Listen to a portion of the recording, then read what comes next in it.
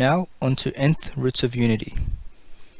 This is another really useful application of complex numbers where we can find roots to any value that's basically on the unit circle, nth roots.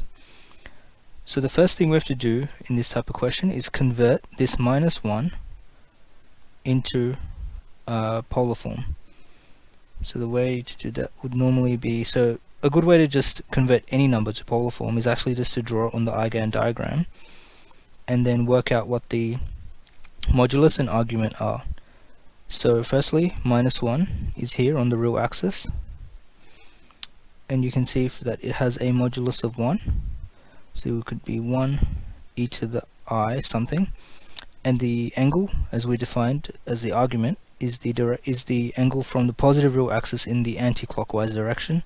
In this case, it's equal to pi. So we can represent this as e to the I pi. The trick when doing nth roots is that we want a n number of solutions at the end of the day. So if we solved z to the 5 equals e to the I pi, we only end up getting 1. So we want to represent this polar form in a more generic form that is able to encompass multiple solutions. And the way we can think about that is, for example, if we move from the positive real axis multiple times, we can always hit -1. So that's just the first round, and then if I do it again, I then hit there again. So basically what I'm doing is I'm adding 2 pi each time, and I'm still getting the same result. And that makes sense is because 2 pi is basically a full revolution. So if you start at one point, do a full revolution, you end up at the same point. This means we can set up our equation as e to the I pi plus 2 pi k, where k is some real number. So this equation, or this form I should say, will always be equal to -1 regardless of what k is. Sorry, as long as k is an integer. Let me fix that. So as long as k is an integer, we'll always have this expression being equal to -1. Now we can use this form to actually solve for the nth roots of unity. So we have z to the 5 equals e to the I pi plus 2 pi k. Now I can take the fifth root on both sides, so then I have z equals e to the I pi plus 2 pi k over 5. And you can obtain that just from using indices laws. Just as an aside, we would show that like if you have z to the 5 to the power of 1 on 5 equals e to the I pi plus 2 pi k to the power of 1 on 5. And now what we can do is to find the actual roots of unity, we can just sub in values of k. So for example, k equals 1, 2, 3, 0, and so on. But a good trick that I like to do is to actually use the minimum or smallest values of k and use the negative versions of them. And this will always give you the answer in the most simple form. What I mean by that is, for example, I would set k equals 0, and then 1, and then -1, and then 2, and then -2. In this way, as expected, I do have already 5 solutions, and we know that we were expecting 5 solutions from to begin with, and this will give me my most simplified form. So let's begin and sub those in. So z0 is going to be equal to e to the I pi on 5. z1 is going to be equal to e to the I pi plus 2 pi on 5, which is going to be equal to, brackets there, it's going to be equal to e to the I 3 pi on 5. Z minus 1 is going to be equal to e to the I pi minus 2 pi on 5, which is e to the minus pi on 5. Z2 is going to be equal to e to the pi plus 4 pi on 5, and that's going to be equal to e to the pi, which is actually equal to -1.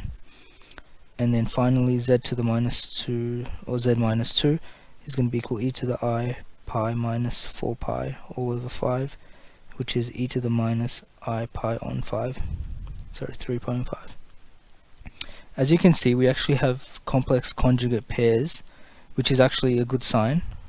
So you got complex conjugate pairs,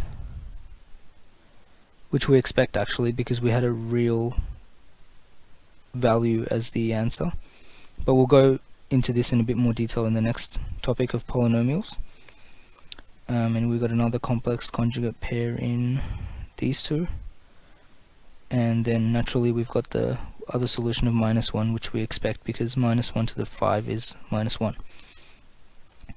So now that we're here, we can either choose to convert this into Cartesian form or however form we want. But this is basically the foundation for finding the nth roots. So just as an example, I'll express this form in Cartesian. So e to the I pi on 5, 3 pi on 5 is going to be equal to cos minus 3 pi on 5 plus I sine minus 3 pi on 5. And then when you simplify this, you'll get cos 3 pi on 5 minus I sine 3 pi on 5. Now we will look at how complex numbers can be used to prove complex trigonometric identities. The basis of all identities come from the Binomial Theorem relationship, which can be stated as follows. It says that e to the I theta to the power of n is equal to e to the I n theta. Simplifying this, we get cos theta plus I sine theta to the power of n equals cos of n theta plus I sine n theta. So now we need to think of a method to be able to utilize this. The other important identity that's useful in this question is the fact that e to the I theta plus e to the minus I theta is equal to 2 cos theta, which when rearranged means that cos theta is equal to e to the I theta plus e to the minus I theta over 2. So we're able to combine these two factors. So now, for example, if I wanted to access cos 6 theta, cos theta to the power of 6, this would be equal to e to the I theta plus e to the minus I theta over 2 to the power of 6. And I would then need to expand this using Binomial Theorem. And just a quick aside on the Binomial Theorem. So with Binomial Theorem, we want to be able to work out the coefficients of my expansion, and this can be easily formed by drawing the triangle. So it always starts like this, and then the inside's always the sum of the two inner ones in the above row. So if we keep expanding this, we're going to get, so we want to get to the power of 6, so we're going to keep going. And here we go. So this is to the power of 6.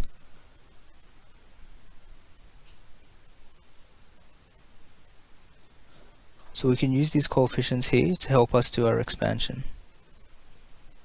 So what I will do now is actually perform the expansion. So this is a bit of algebra bashing, so feel free to fast forward this section.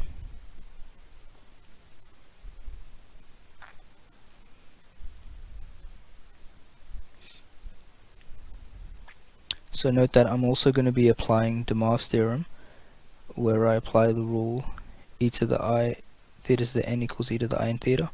So this, for example, this will become I to the 6 theta straight away.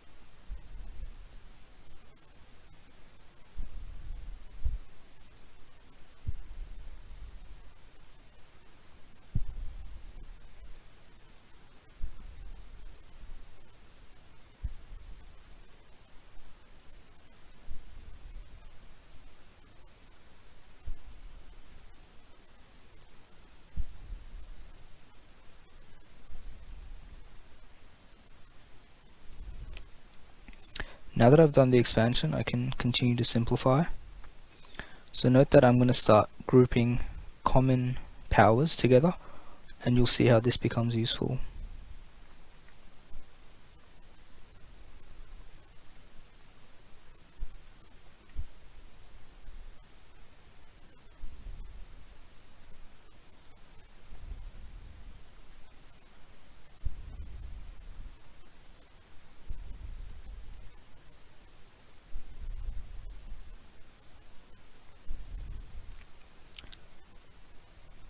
So as you can see, we basically have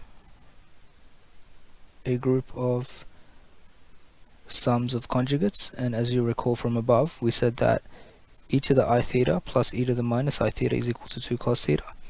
And similarly, we can continue to apply this relationship, and we end up getting 2 cos 4 theta here and 2 cos 2 theta here. And now we can sub these findings in, and of course this one is 2 cos 6 theta.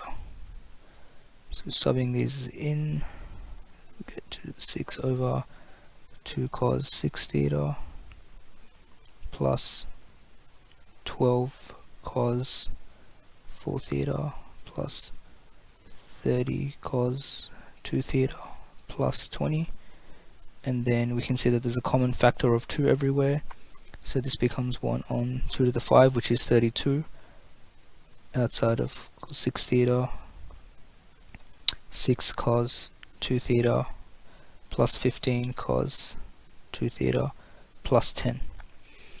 So we've basically gone from a very complex form, we've got cos to the 6 theta, to a much simpler, I guess, sum of cosines. And this is really useful if you need to do any form of integration, because integrating cos to the 6 can be very tricky, but integrating something with something in the form of cos x or k theta is much simpler to integrate. Now onto the final subtopic of polynomials. The interaction of complex numbers and polynomials is centered around what we call the conjugate root theorem. What this says is that if you have a complex polynomial with all real coefficients, so that's the important part, all real coefficients, then your complex solutions will come in the form of complex conjugate pairs. Mathematically speaking, what this means is that if you have p of z equals to 0, then p of z conjugate will also be a 0. Applying this to our question, we've got 1 plus I as a solution, and applying the conjugate root theorem, that means that p of 1 minus I must also be a solution. And we know that we have a cubic polynomial, which means we've got 3 solutions in total. So far we've got the solutions of 1 plus I, 1 minus I, and that leaves one more solution. Because it's a cubic and we have one solution left, we know that the solution must be a real number. From this point, there's a few ways that we can solve the equation. One method is long division. So what we would do is we would use the fact that we know that z plus 1i and z minus 1 minus I are solutions, and then factorize this into a quadratic, which would be equal to this, and then do a long division with the cubic polynomial and find the last solution. This involves a lot of work and is not the most efficient way of doing the question. The other method is guess and checking solutions to p of z of numeric values. So we know that if we have a real solution, then the last constant term, which is minus 2, a factor of minus 2 will definitely be a solution. a factor of minus 2 will be a solution. So what we would do here is, like, for example, test out f of p of minus 2, p of 2, p of 1, p of minus 1. In an exam situation, this takes a fair bit of time, so is probably not the best option either. Lastly, which I think is probably the most clever solution, is using the idea of sum and product of roots. So we know that by definition with a polynomial, if you have roots, say alpha, beta plus gamma, then that will be equal to minus b on a, where b and a are coefficients of your polynomial. And if you want to consider product of roots, you have alpha, beta, gamma equals, so you have minus b on a, c on a, and then minus d on a. So in this case, minus b on a would be equal to 3, and minus d on a would be equal to 2. So using this method, we know that my roots already have alpha and beta, which is 1 plus I and 1 minus I. So if we do alpha plus beta, we get 2. That leaves the missing gamma, which would require gamma be 1 for us to have the final solution. And a similar method could be used for product of roots, but it involves a little bit more work. So the final answer would be my roots are roots of p of z are 1 plus I, 1 minus I, and 1. Alright, thank you for listening. Hope this was useful. It is a crash course, so it doesn't cover all aspects of complex numbers, but probably the most critical ones for you to get through your final exam. Stay tuned for more videos, and remember to like and subscribe our page. Thank you.